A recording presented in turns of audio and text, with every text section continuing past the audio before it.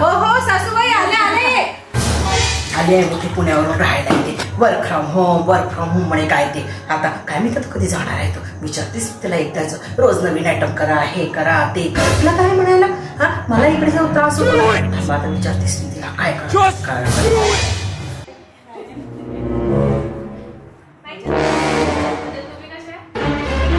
आता कधी जाणार आहे. मला तर वाटते विचारूनच टाका भेटायचं. विचारून नाही विचारूनच टाका. काय मग काही सुट्टा काढलाय? केव्हा जाणार आहे परत?